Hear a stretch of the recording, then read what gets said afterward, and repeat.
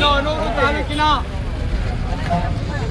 ಎಲ್ಲ ಹಳ್ಳಿಗಳು ಹಲವಾರು ವರ್ಷಗಳಿಂದ ಮಳೆ ಇಲ್ಲದೆ ಅಂತರ್ಜಲ ಕುಸಿತವಾಗಿದ್ದು ಕುಡಿಯ ನೀರು ಸಹ ಹಾಹಾಕಾರ ಉಂಟಾಗಿರೋದ್ರಿಂದ ಏನು 2021-22ರಲ್ಲಿ ಅನೂರು ಭಾಗದ ಕೆರೆ ಕಟ್ಟೆಗಳನ್ನ ತುಂಬಿಸ್ಬೇಕಂತ ಹೇಳಿ ಕರ್ನಾಟಕ ರಾಜ್ಯ ರೈತ ಸಂಘ ಹೋರಾಟ ಮಾಡುವಂತ ಸಂದರ್ಭದಲ್ಲಿ ಬಿಜೆಪಿ ಸರ್ಕಾರ ಅವತ್ತು 180 ಕೋಟಿ ರೂಪಾಯಿ ಅನುದಾನವನ್ನ ಡಿಪಿಆರ್ ಮಾಡಿತ್ತು. ಆದರೆ ಅನುದಾನ ಕೊಟ್ಟಿರಲಿಲ್ಲ. ಈಗಿನ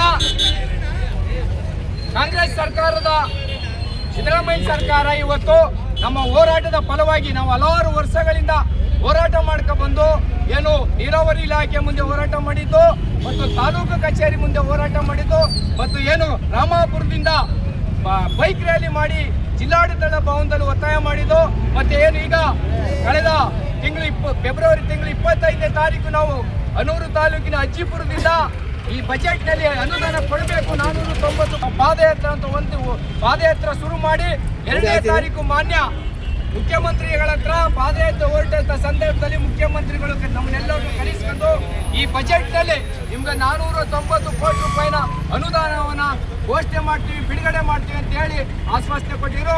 ಅದೇ ತರ ಇವತ್ತಿನ ಬಜೆಟ್ ನಲ್ಲಿ ಮಾನ್ಯ ಮುಖ್ಯಮಂತ್ರಿಗಳು ಅನುಮತಿ ನೀಡಿದ್ದಾರೆ.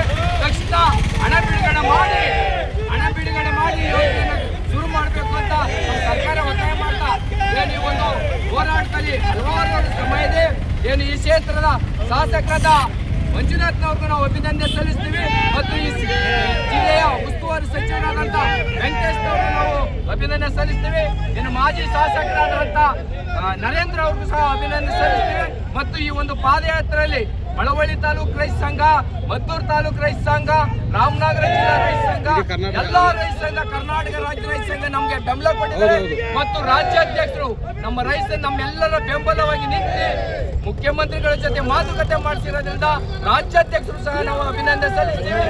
ಈ ಯೋಜನೆ ಏನು 490 ಕೋಟಿ ರೂಪಾಯಿ ಘೋಷಣೆ ಮಾಡಿದರೆ ಸರ್ಕಾರ ಈಗಲಾರು ಹಣ ಬಿಡುಗಡೆ ಮಾಡಿ ತಕ್ಷಣ ಈ ಭಾಗದ ಎಲ್ಲ ಕೆರೆ ಕಟ್ಟೆಗಳನ್ನ ತುಂಬಿಸ್ಬೇಕು ಅಂತ ಹಣ ಬಿಡುಗಡೆ ಮಾಡಬೇಕಂತ ಒತ್ತಾಯ ಮಾಡ್ತಾ ಇದ್ದೀವಿ. ಕರ್ನಾಟಕ ರಾಜ್ಯ ರೈತ ಸಂಘಕ್ಕೆ ರೈತ ಹೋರಾಟಕ್ಕೆ